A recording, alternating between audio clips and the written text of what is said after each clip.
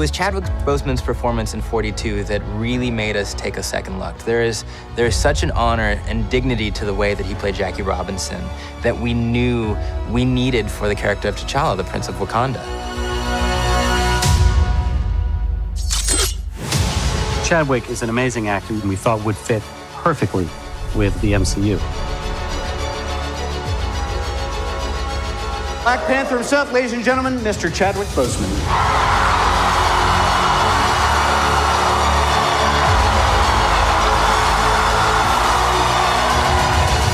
Chadwick, you know, he has a lot of depth. It was amazing as an audience member to look into his eyes and see what's going on. We must find a way to look after one another as if we were one single tribe. A lot of the things about the character are also true about Chad. He's very knowledgeable. He's an athlete, martial artist. He's had a lot of experience playing roles that come with a lot of weight, So I think he has a person, he has a guy, has a lot of weight to him. I think he brings all of that stuff to the role, but not to mention that he's incredibly gifted as an actor and as a performer, and also as a storyteller in his own right. I am not king of all people. I am king of Wakanda. And it is my responsibility to make sure our people are safe. Because he is so prepared as an actor, and because his character is sort of flawless on set, it forced the other actors who had scenes with him to kind of raise their game and go, okay, this guy is not taking anything for granted. He's really leaving it all out there. So we have to keep up with him. What doesn't Chadwick bring to the character? I mean, he's regal and grounded, and he brings a gravitas to it. So all of this feeds his T'Challa, and I think he wore the crown with dignity. Ibombe! Ibombe! Ibombe! Ibombe! I've known him since I was about 17, so I've known him for a really long time. Back in New York, he did the work, obviously. I just think he did an incredible job being true to the character. Wakanda forever! I had a great time with Chadwick. Just warmth and camaraderie came into it, of course, with a great deal of respect for his previous work. So when I looked at him with proud eyes, they were as mother and also as comrade and colleague and Angela. It is your time to be king. I mean, Chadwick is just a powerhouse. He's so talented. Every single movie he's made, there's kind of this internal, almost nobility. The Black Panther has been the protector of Wakanda for generations. He's such a soulful actor and so professional, so present. He really gives so much to the other person, and he's awesome. And his presence on set, I think, kind of raises the stakes a little bit for everybody. Chadwick he's a really smart, interesting, dynamic guy, and I think he was not overwhelmed, but very surprised and somewhat taken aback by the amount of love. It ceased to become just about how well he inhabited the role and all that stuff. It's become part of our culture just as a symbol. This welcome is one of the most amazing things I've ever experienced. It's fun to watch just what it means to people. At times, in my head, I'll be like, well, what does this do for the world? Actually, what is it? Is it actually valuable in this climate? And I have to say, yes, it actually is. Not because it makes people escape. I think when done right, it gives people hope. I found that it means a lot.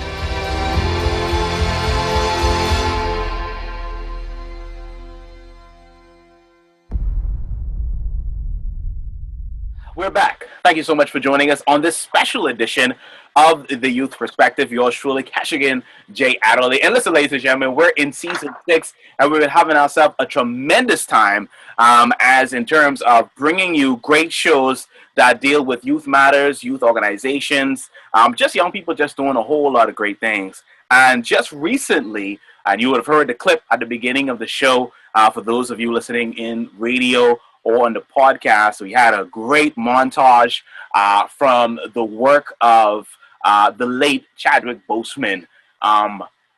Just a very short life in terms of acting, 10 movies over the span of 4 years while dealing with colon cancer. And I thought it was imperative to bring light, to shed some light on the subject matter for those who might not have been as aware about colon cancer as some others are. And I myself wanted to find out more information about it. And so it is my pleasure to invite to the Youth Perspective for the first time, but preferably she'll be back and she'll join us again sometime to have more conversations on this subject matter and other subject matters as well. Dr. Gemma Rolle, she joins us on the Youth Perspective, and she is a gastroenterologist.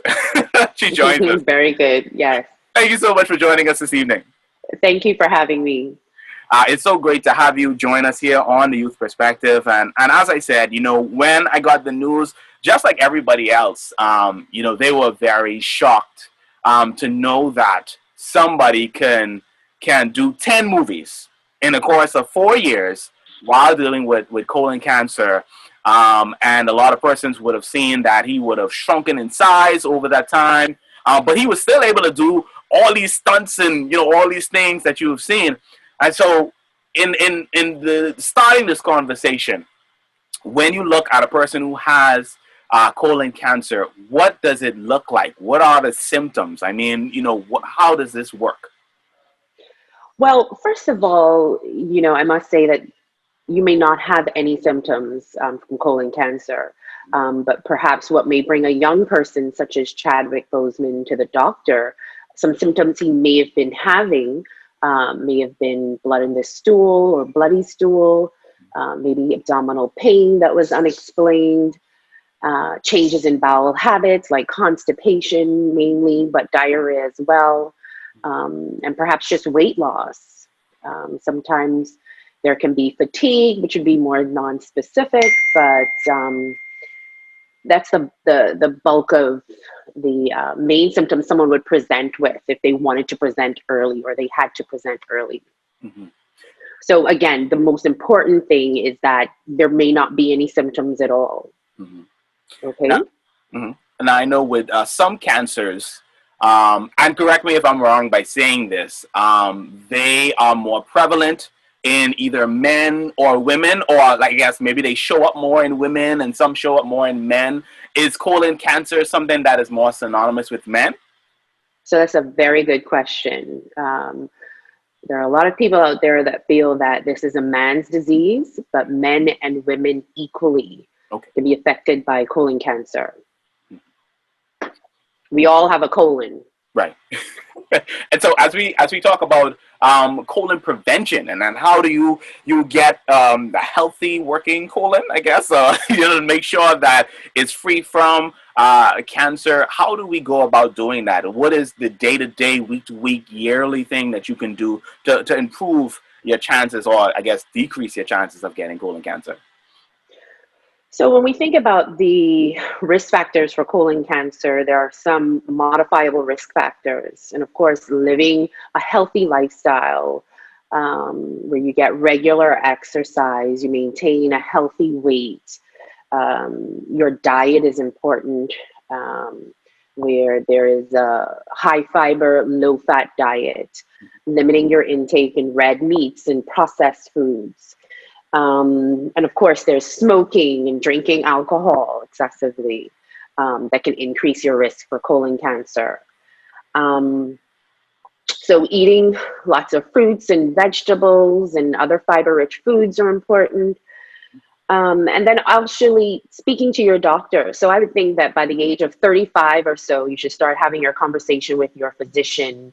How can I be screened for not only colon cancer, but other cancers? So 35 is a good age for colon cancer to just have that conversation. And your physician would look at things like your family history, your personal history of other conditions and diseases, and consider colon cancer prevention to start even from that time. Mm-hmm. I want to ask 2 questions. Let me go with this one first. With men, and because when I saw it, I thought about men at large, and I think when you look at colon cancer, a lot of persons would look at colonoscopy, and so a lot of men would shy away because there is a colonoscopy. Is that something that men should be afraid of, getting that? No one should be afraid of getting a colonoscopy. Colonoscopy is something that's done while you are sedated. Now, the sedation isn't the type of sedation for a major operation. You just get some oxygen, your IV is put into your arm, medication is administered, and you have a gentle sleep. The goal is to keep you as comfortable as possible. So your awareness of what's going on wouldn't be there. So there's different levels of sedation, but you're completely comfortable. Yeah. So you shouldn't be afraid. Shouldn't be afraid. Okay. I don't know. It's just sometimes I think with persons at large, maybe because they're not knowledgeable or they don't have the conversations, as you said, with their doctor to find out, what needs to happen. They shy away and they may feel certain things in their body and they say, you know what, I'm just going to take some Advil or, I'm going to take something and lie down. It's going to be all right. But when we think about colonoscopy, for screening purposes, the colonoscopy is done every 10 years. So that's a long interval between each time you have to go to be screened. Yeah. So it's not something that, for example, women need a pap smear every year, and however uncomfortable that may be, we have to do it every year. But colonoscopy, there's a long interval in between. So you have a lot of time to get over whatever your experience is, which is typically a good one to have a colonoscopy. Yeah. And, the funny thing about it, I think you may laugh at this. A few years ago, I was having a conversation with my coworkers, and they asked me when is the last time I had a physical. And I said, I never had a physical. This is when I was like around maybe 25, 26. And they literally, they riled me out for like an hour. And they said, listen, you have a son, you have a wife, you need to go and get your annual physical. And so I think when we talk about just preventative health, that is like the first thing that you can do. Men, women, everybody, get to your doctor, get to your primary physician, and get that annual physical done. Absolutely. Very important.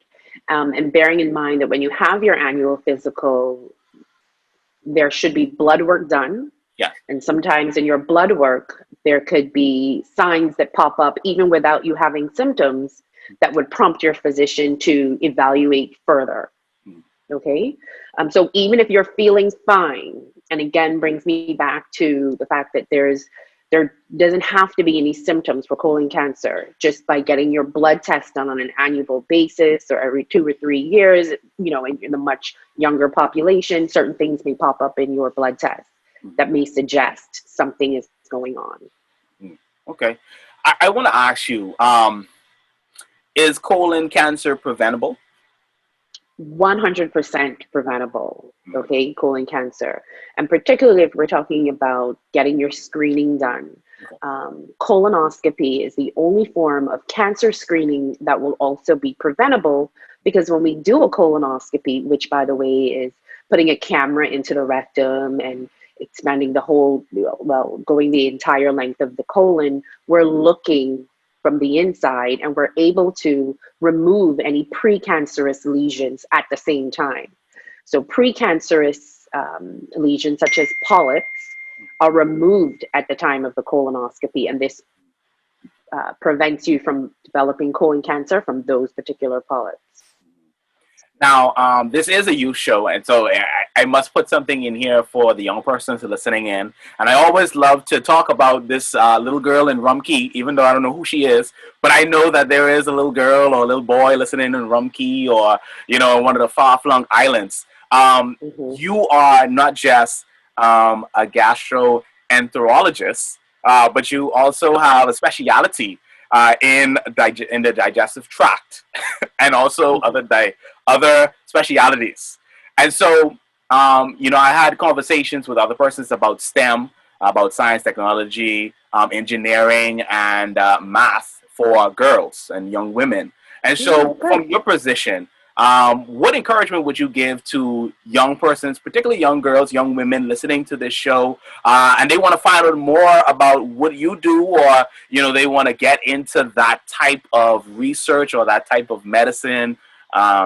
What would be your encouragement? Well, I would always encourage young persons to ask questions. If it's on your mind and you're intrigued by something, you want to know more about something, just ask questions until you get your answers.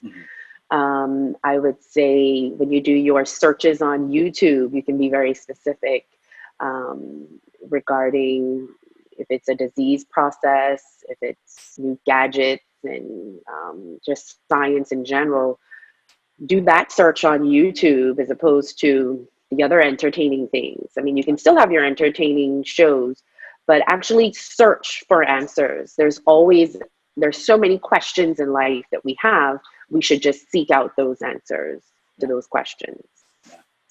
And of course, staying focused, doing well in school, pay attention. School is a time to learn as much as possible. School is only between the hours of, let's say, 8 o'clock and 3 o'clock. And then the other hours, you're free to do what you want, but make sure that you focus while you're in school. Stay focused. Okay, awesome. Yeah.